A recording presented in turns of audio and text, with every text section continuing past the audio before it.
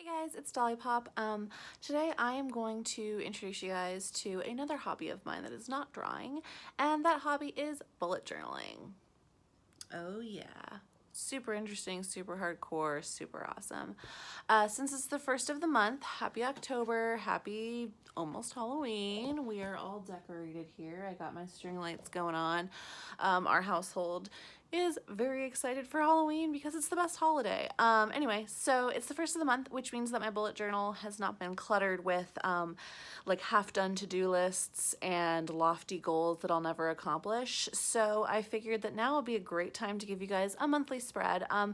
Just a little taste of how I organize my bullet journal. I've had a couple of questions, believe it or not, on how to set up a monthly spread, what kind of stuff to include, just for people who don't know where to start. Bullet journaling is awesome. I find it very useful for my day-to-day life. So hopefully after seeing how I start my monthly spreads and what I include, maybe you guys can find it interesting too. So yeah, here we go. So this is my bullet journal. It's big. It's one of like the, it's like 8.5 by like 10.5 or something like that. It's a Moleskine. A lot of people prefer Lectern for bullet journaling over Moleskine, but I have been using their sketchbooks for so long that like I don't know. I just went to them. My next one, I actually did buy a smaller Lectern, and I'm gonna try that out for the new year. Maybe I'll record myself doing it. But anyway, yeah. So this is my journal. You can see that we are almost to the end of the year. I love looking at like the completed pages versus like, the uncompleted pages, incompleted, whatever. So it is October. And the first thing I always do, so a little bit to preface, I don't use my bullet journal as a journal. I use it as a planner. The most journaling I do in it is I sometimes write down, quick little things that make me happy. That's pretty much it. I started trying to use it as like a little bit more of a journal where I would record like every movie I went to see, blah, blah, blah. But I can't. Like, I have such a hard time flipping back to even like I wrote out my goals for the entire year, quarter by quarter, and I can't even like bring myself to flip back to that. It's something about like fresh starts and starting fresh just really appeals to me. So I just look at each month at a time, and I don't look back upon previous months. So there's no really there's no spot for reminiscing or anything like that in my monthly spreads, but you can definitely work one in. This is like kind of like just the bare bones spread is what I do because I do it every month. I do it myself. As you can tell, I love like kind of bringing a scrapbooking element into my bullet journal. But yeah, so the first thing I always start with is a double page spread for the month. I do this because I buy so much pretty cardstock that like has large designs on it. Like, what's my last month's one? Let's see here. Like that. Like, it's so big and beautiful, and it wouldn't fit on like, a little page like that. So that's why I do like a whole title page. The next page I do is a calendar page. I also write down my goals for the month. I could probably do an entire video about goal making and how to set goals for yourself that are achievable, and I probably will later on. But for now, I basically write down every quarter, so I'm actually doing that this week. Every quarter, I make a bunch of goals that I would like to complete over the next 3 months. It's easier for me than yearly goals because I don't know what my life is going to be like in 3 months or in 2 months or tomorrow. You never know. So like, I could like get a weird job opportunity tomorrow, or like our house could burn down, or it just life happens. So but I do like to plan a few months in advance. So basically I break down my goals into quarter, and then what I'll do is I'll pick some of the more high priority goals, and I will funnel them into my months. Right now my only goal besides doing some client work is to make my quarter 3 goals. I also put my Patreon workflow with little check boxes because, studies have shown quote unquote, that if you provide yourself with a little checkbox or a list format, even for stuff that is so easy, the brain gets like an adrenaline rush from crossing stuff off a list. So like I list everything because like you feel like you're getting so much done, and you are getting so much done. Like, yeah. So this is my Patreon workflow, basically everything I do for Patreon every month. I end up doing more usually, but this is like the bare minimum that I have to do. Then I always have a calendar. I have started to fill in a couple of due dates for myself. I do reference back to this page quite a bit, and I also put, you know, any kind of events. We are going to a quote along on the 10th, so I put that there. I will flip back. I have like a master birthday sheet in here that is severely lacking in a lot of people's birthdays, but I will go check and, you know, put birthdays on here, stuff like that. So I definitely do reference back to this page. The next spread is twofold. So I have a chore tracker because I forget when I have last done things. So I have things broken up into quarterly, monthly, 2 times a month, weekly, and projects. I put it as 2 times a month because I can never remember the difference between bi-weekly and bi-monthly. I think bi-monthly means twice a month, but yeah. So yeah, my little chores, and then I can put a little check mark and write the date. And then I also have a little thing for projects that I want to do around the house. So like I have a giant mug collection, so I want to get rid of, well, not get rid of some of my mugs, but put them into storage. And then my baking section of my pantry is like very unorganized, so I really want to go through my baking stuff this month too. I've had the mug thing on my list for a couple months, so I really want to do that this month. But yeah, so the chore tracker is a really good and simple way to kind of keep yourself responsible. And sometimes I will even put stuff that like I do automatically. Like I don't ever forget to sweep or mop my kitchen and bathroom, but putting it there gives me a chance to check it off. Same thing with like laundry. Like I never forget to do laundry every week, but by putting it there, I can check it off, which kind of makes me feel like, you know, I've done something, which is good for your mental health and stuff like that. The next page is my little good vibes page. Sometimes I put this week to week, but I actually prefer doing all of my good vibes for the month in one page. So basically what I do is I just fill this up with like small little notes of good things that happened to me. I do forget to do this a lot because I think as people in general, we're more likely to remember the bad times rather than the good, which is why I try to do this. So you can remember, you know, I saw this cute dog, or like, you know, like someone like gave me a really good compliment on my art, or, you know, stuff like that. Yeah. So next what I do, once a quarter, usually in the first month of the quarter, which would be October, I track every single thing that I buy, every single thing, and every single bill, like everything that comes out of my account, I track it on here. I do this, like I said, I do this once per quarter.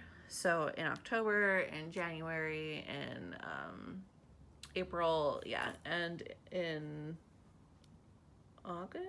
No. Wait, in July. Yeah, July. I can count. But yeah.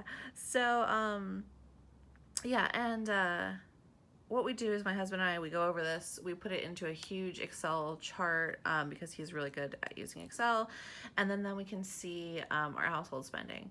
It is like, it was a little hard to start doing this because I would forget, but what I have done is every morning when I make my little to-do list, I will look at my bank account and I'll see exactly what we spent or what bills came out the previous day.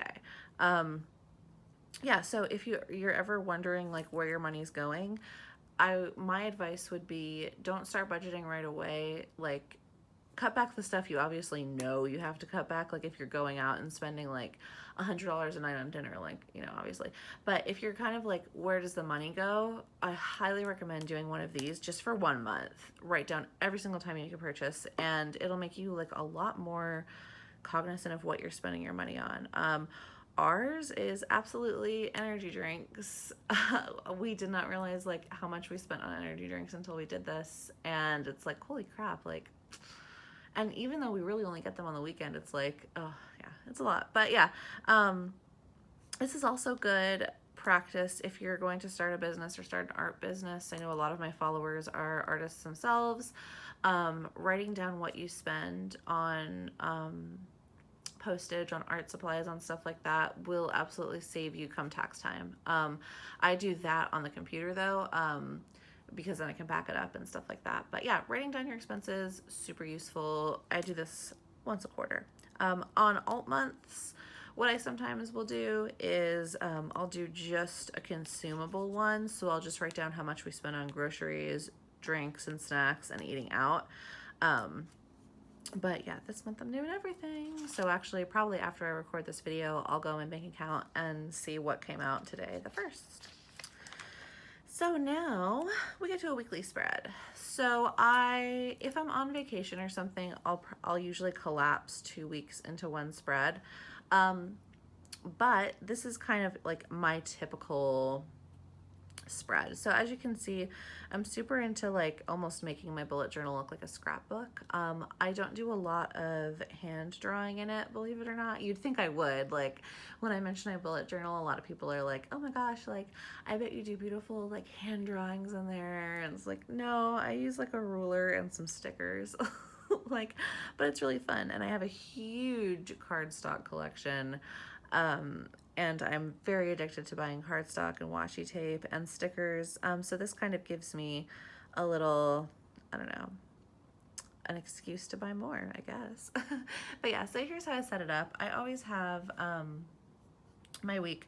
Since it's the beginning of the month, I started it on Tuesday instead of Monday. Like I said, I'm very obsessed with like the potential of a new month and like the whole fresh start feeling. So yeah, I set it up on Tuesday, Wednesday, Thursday, Friday, Saturday, Sunday. I'm about to make my to-do list for Tuesday after I finish this video. I generally stick to, unless I know something's going to happen on a day throughout the week, I stick to a to-do list day by day.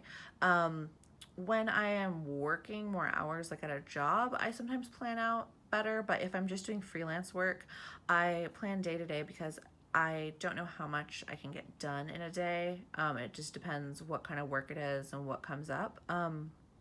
So yeah, I make my to-do list day to day, but I pull from this little goal chart. So I crossed it out and I made it say ghouls instead because it's Halloween-y, which is very cute.